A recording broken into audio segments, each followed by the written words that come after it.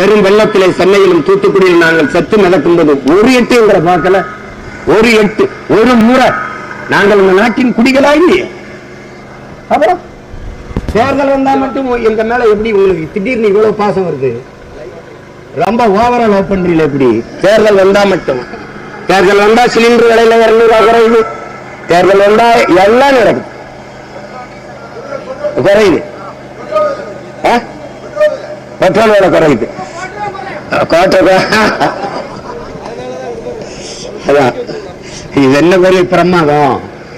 ஒருத்தன் எனக்கு போட்டிருக்கான், கூப்பிட்டு பேசுறான். அண்ணே அண்ணே எங்களெல்லாம் காப்பாத்தனே அப்படின்னு. என்னடா பிரச்சனை சொன்னேன். அண்ணே ஒரு பொட்டலை முதல்ல 1000 ரூபாய்க்கு வித்துச்சுனே கஞ்சா, இப்ப 9000. அண்ணே எங்களுக்கு கிடைக்காம 9000 விலையேற்றிட்டாங்கண்ணே. நீ குரல் கொடுத்தா கொஞ்சம் குறைக்க வாய்ப்பு இருக்குன்னுன்றான்.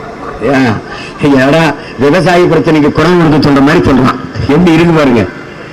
நாடெங்கிலும் போதை சீரழிவு, போதை சீரழிவு, கஞ்சா, ஆவின், கொக்கைன், ஏதாவது சொல்றான். ஸ்டாம்புங்கிறான்.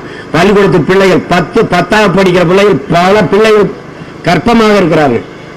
என்ன நடக்குங்கிற எல்லாமே பேராசிரியர்களாக ஆசிரியர்களாக வேலை பார்க்கிற என் தம்பி தம்பிகள் கதறி துடிக்கிறார்கள். பிள்ளைகள் நிறைந்த போதையோடு வகுப்புல வந்து உட்கார்றாங்க.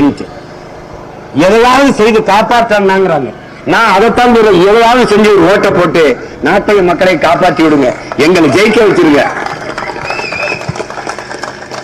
அதுக்குதான் சொல்றோம், போட்டு பாருங்க ஓட்ட, அப்புறம் பாருங்க நாட்டை நாங்க கெஞ்சறது. காரணம், வாக்கு என்பது வலிமைமிக்க ஆயுதம், அதை விற்று விடாதீர்கள்.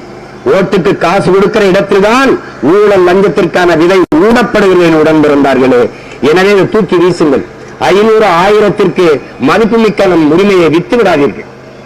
ஒரு நாய்க்குட்டியின் விலை 25,000, ஒரு பன்னிக்குட்டியின் விலை என்ன, ஒரு கோழியின் விலை என்ன,